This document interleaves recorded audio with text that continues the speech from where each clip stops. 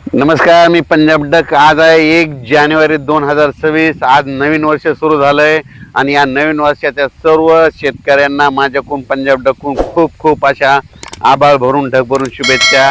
नवीन वर्ष आमच्या शेतकऱ्यांना सुख समृद्धीचं जावो, आमच्या शेतकऱ्याची उत्तर प्रगती हो अशी ईश्वराचरणी प्रार्थना करतो। आणि या ठिकाणाहून सर्व महाराष्ट्राच्या शेतकऱ्याला आताच्या जानेवारी महिन्यातला अंदाज एक देतो। आज आहे 1 जानेवारी 2026। आज नवीन वर्ष सुरू झालंय। आजपासून राज्यात ढगाळ वातावरण राहणार आहे, म्हणून वेलवर्गीयसाठी ऊस उगवण्या शेतकऱ्यासाठी आनंदाची बातमी। त्याच्यानंतर ज्यांना वेलवर्गीय टरबूज खरबूज आहे त्यांच्यासाठी आनंदाची बातमी। थोडी थंडी कमी होणार आहे, थोडा आभाळ येणार आहे। 8 दिवस थोडं भाग बदलत आभाळ राहणार आहे, म्हणून हे अंदाज सर्व शेतकऱ्यांनी लक्षात घ्यायचा। आणि 2026चा सांगायचं झालं तर 2026 मध्ये सरासरी इतकाच पाऊस पडणार आहे, म्हणजे खूप असा नुकसानकारक पाऊस पडणार नाही, फक्त परतीचा पाऊस जास्त पडणार आहे। म्हणून हा अंदाज महाराष्ट्राच्या सर्व शेतकऱ्यांनी लक्षात घ्यायचा। म्हणजे ज्या वर्षी सरासरी इतका पाऊस पडतो ना, त्या वर्षी शेतकऱ्याचे पीक चांगले येतात। शेतकऱ्याला सोयाबीन चांगलं होतं, शेतकऱ्याचा कापूस चांगला होतो, शेतकऱ्याला हरभऱ्याचं पीक चांगलं येतं, ज्वारी ही पीक निघतं चांगलं येतं। म्हणून सरासरी इतका पाऊस शेतकऱ्यासाठी परवडतो। जर दुप्पट पाऊस झाला तर मग ते शेतकऱ्याचं नुकसान होतंय।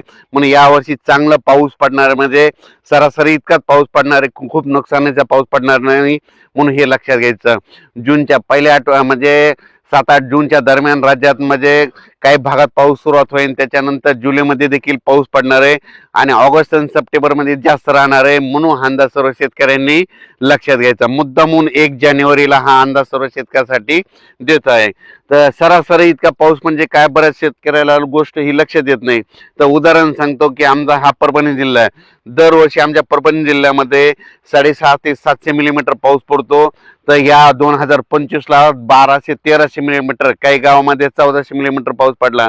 म्हणजे 2-2 वर्षाचा पाऊस एकदा पडला, असा पाऊस म्हणजे या 2026ला पडणार नाही, म्हणून हे लक्षात घ्यायचं। म्हणजे जसा दरवर्षी पडतो तसा।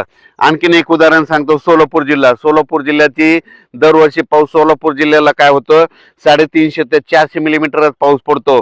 पण यावर्षी सोलापूर जिल्ह्यामध्ये 2025ला उन्हाळ्यामध्ये 400 मिलीमीटर पाऊस पडला आणि पावसाळ्यात 800-900 पडला।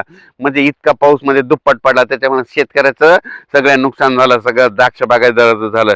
तसा म्हणजे आता 2026ला पाऊस पडणार नाही, सरासरी इतका पाऊस पडणार, पण पिकं खूप चांगले येणार आहेत।